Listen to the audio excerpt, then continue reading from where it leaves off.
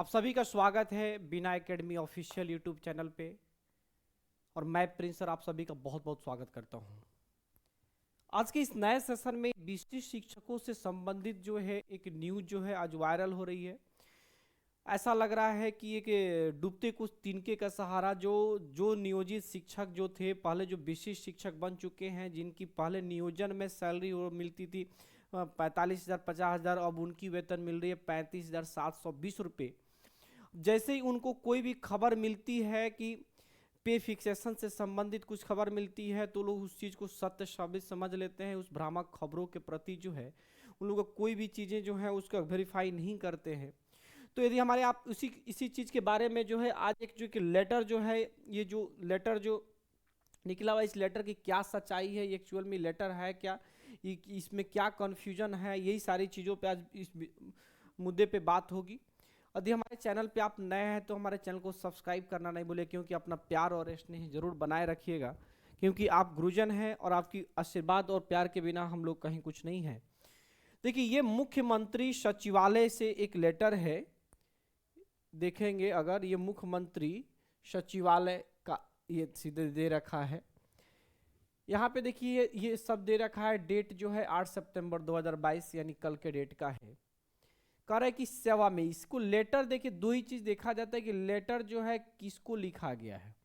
ये एसीएस को, जो अभी बी राजेंद्र बने हुए हैं, या प्रिंसिपल सेक्रेटरी को।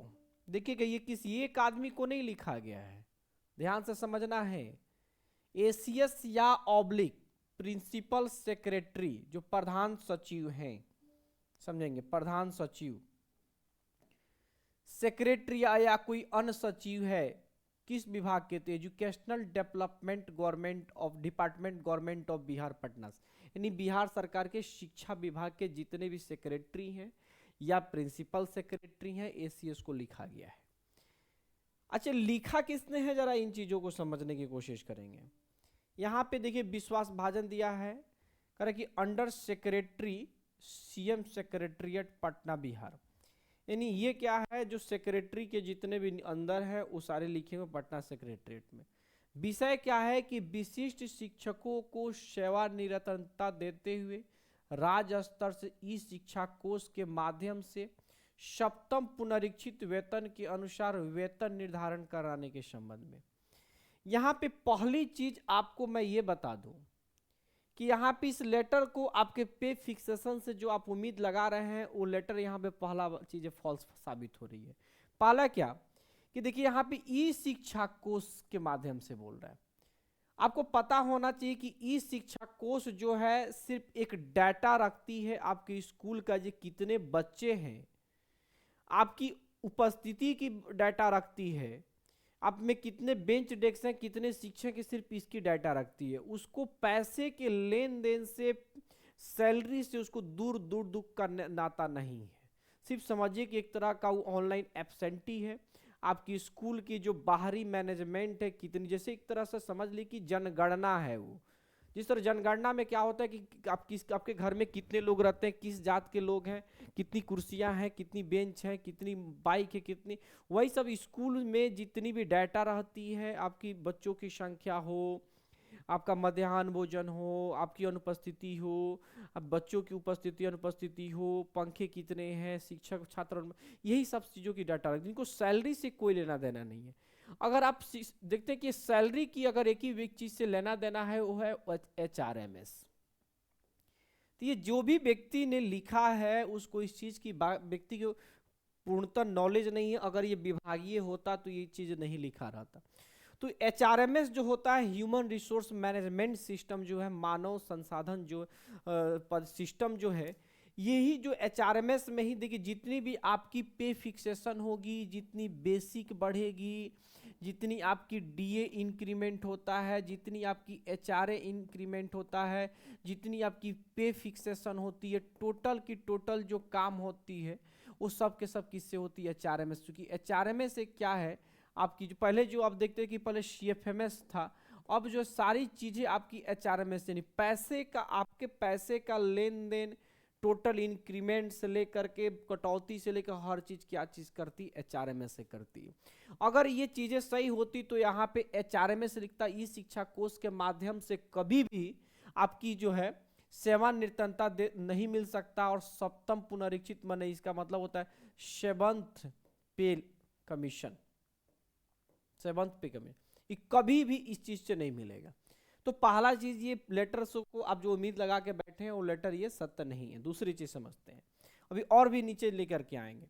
महाशय निर्देशानुसार कहना है कि मुख्यमंत्री सचिवालय में प्राप्त आवेदन पत्र, ध्यान रखिए कि ये क्या है, एक आवेदन पत्र है, एप्लीकेशन मिला है। कहाँ पे, मुख्यमंत्री सचिवालय में आवेदन मिला है, को नियमानुसार जांच कर आवश्यक कार्रवाई हेतु मूल रूप में संलग्न कर भेजा जा रहा है। यानी मुख्यमंत्री सचिवालय में किसी ने आवेदन ले जा करके दिया है, उसको क्या किया गया है कि नियमानुसार जांच कर आवश्यक कार्रवाई हेतु, माने इसको नियमानुसार जो कार्रवाई करने के लिए, हेतु माने कार्रवाई करने के लिए मूल रूप में संलग्न, जैसे आया था सेम उसी तरह से उसको संलग्न कर भेजा जा रहा है। कहाँ पे, क्योंकि देखिए मुख्यमंत्री सचिवालय एक ऐसा सचिवालय है जहाँ पे राज्य की जितनी भी आपकी डिपार्टमेंट होती है, किसी प्रकार का आवेदन जो है सब मुख्यमंत्री सचिवालय में आता है, चाहे वो जमीन का हो, क्योंकि मुख्यमंत्री आपका सभी चीजों के हेड होंगे, चाहे मुख्य आपका जमीन का काम हो, शराब का हो, शिक्षा माफिया हो, शिक्षा का हो, वित्त मंत्रालय, हर तरीके का आवेदन वहां से आता है। अब वहां से जितने भी पत्र आते हैं, मान लीजिए कि अब ये शिक्षा विभाग का है तो वहां से शिक्षा विभाग का लेटर बन करके उनके पास जाना है, तो वहां पे क्या होता है, पत्राचार होता है। ऐसा नहीं कि लेटर यहाँ से उनके ले जाकर वहां पे डाल दिए, तो इनके द्वारा बाकायदे सिस्टम होता है, छटनी होती है, कितना लेटर एजुकेशन डिपार्टमेंट का है, इतना लेटर वित्त मंत्रालय का है, इतना है कृषि मंत्रालय का है, और सबको बाकायदे लेटर को मेंशन करके वो सब चीजें भेजी जाती है प्रॉपर डिपार्टमेंट के द्वारा, जो भी स्पेशली जो डिपार्टमेंट है वहां भेजी जाती है। तो सेम वही चीज है। अतः अनुरोध है कि कृत कार्रवाई से आवेदक एवं मुख्यमंत्री सचिवालय के वेब पोर्टल पर दिस पर अपलोड करने की कृपा की जाए। यानी जो भी आवेदन आता है उस आवेदन को जो है उनको डैशबोर्ड पर भी अपलोड करने की कृपा की जाती है, वहां पर भी अपलोड करने की अनुशंसा की जाती है कि अपलोड कर दीजिए ये आवेदन आपको प्राप्त हुआ है। अनुलग्नक यथा संलग्न विवरणी, यानी जो भी उसमें संलग्न जो आवेदन में आया था वो सारा विवरणी विश्वासभाजन अंडर सेक्रेटरी। अब यहां से देखिए प्रतिलिपि किसको भेजा गया है, कि जो व्यक्ति जो है ये आवेदन दिया था पटना मुख्यमंत्री सचिवालय में, सीधे मुख्यमंत्री को दे दिया था भैया, कि मुख्यमंत्री को इन्होंने इसलिए दे दिया कि अभी तक एसीएस को इन्होंने बहुत सारा आवेदन लिख दिया, इन्होंने भाई ये कर नहीं रहे हैं, एजुकेशन डिपार्टमेंट के सेक्रेटरीट में उन्होंने लिख दिया वो भी कुछ कर रही, तो सीधे भैया की कहे कि मुख्यमंत्री को हम कर देते हैं, और मुख्यमंत्री भैया देखेंगे तो चीज़ों की मुख्यमंत्री जो एक बार बोल देंगे वो चीज़ें करेंगे, इसलिए इन्होंने आवेदन दे दें। आवेदन देने वाले व्यक्ति कौन है, सेंडर कौन है, देखिए यहाँ पे सीधे लिखा है सेंडर, किसने भेजा है तो मोहम्मद अमानुल्लाह। ये कौन भेजा है, ईस्ट चंपारण रामगढ़वा वार्ड 12 रामगढ़वा 845433, ठीक है, ये एड्रेस है ईस्ट चंपारण के रामगढ़वा के रहने वाले व्यक्ति हैं। इनका क्यूआर कोड नंबर है। इन्होंने जो है क्या किया है, आवेदन जो दिया था, किनको आवेदन दिया था, इस विषय पे आवेदन इन्होंने दिया था किनको, मुख्यमंत्री सचिवालय को दिया था। और मुख्यमंत्री सचिवालय का जो सेक्रेटरी के जो अंदर सेक्रेटरी हैं, मुख्यमंत्री सचिवालय के जो सेक्रेटरी हैं, उन्होंने इस लेटर को छांटा कि भैया ये एजुकेशन डिपार्टमेंट का है, और इन्होंने लेटर बना करके जो देखिए, क्योंकि अगर ये लेटर किसी प्रॉपर व्यक्ति कर दो तो यहाँ पे देखिए एसीएस प्रिंसिपल सेक्रेटरी पूरे डिपार्टमेंट में से किसी के पास, जो अब एजुकेशन में इसको भेज दिया गया, एजुकेशन के पास जाएगा। अब ये जो एचआरएमएस वाली प्रॉब्लम है या जो पे फी सेक्शन, इन तीनों में से जिसके पास जिनके भी अधीन आता होगा उनके पास तक पहुंचा दिया जाएगा, इसलिए ये सारी चीजें लिखी गई। तो ये सिर्फ एक आवेदन है, आप इस मत सोचिए कि बहुत सारे लेटर ये जारी किया जा रहा है कि बी राजेंद्र जो है 4 दिनों में जो है लेटर को वहां तक आपको वित्त मंत्रालय को अनुशंसा हेतु भेज दिया है। ये बिल्कुल भ्रामक खबर है और इस पे कोई विश्वास करने की जरूरत नहीं है, कोई फिक्सेशन की आपकी बातें नहीं हो रही हैं। जब होगी तो सारी चीजें निकले। हाँ बिल्कुल बहुत सारे ब्लॉक से जो लेटर निकल रहे हैं, बीआरसी से लेटर निकल चुके हैं, डीओ से लेटर निकल रहे हैं, और आपकी पे फिक्सेशन को कोई नहीं रोक सकता। जब एक बार बातें आ गई तो पे फिक्सेशन होगा, और चिंता करने, और पे फिक्सेशन जब भी होगा वो HRMS के द्वारा होगा।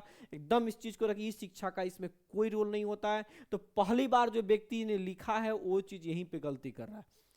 इसीलिए देखिए, या तो ये भैया ये जो ये फंसाए हुए हैं सेक्रेटरिएट वाले, ये लोग फंसो कि ये लोग क्या ना पटना सचिवालय में, इनकी डिपार्टमेंट है ही नहीं आपका एजुकेशन, तो इनको पता ही नहीं कि HRMS से होता है किसी। ये शिक्षा कोष जो है अभी एस सिद्धार्थ की सबसे पॉपुलर है, कि चूंकि ये बिहार में ई शिक्षा कोष अभी तक किसी डिपार्टमेंट में नहीं लगा जहाँ पे आपको ऐप से हाजिरी बने, फोटो खींचना पड़े।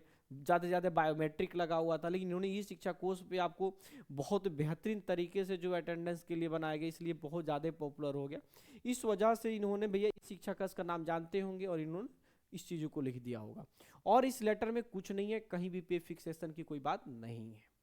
तो हमारी वीडियो कैसी लगी जरूर बताइएगा, और हमारे चैनल को सब्सक्राइब करना नहीं भूलिएगा, क्योंकि इस तरह की खबरें हम आपके पास तक लेकर के आते हैं। और इसके लिए अपना आशीर्वाद बनाए रखिएगा। जय हिंद, शुभ रात्रि।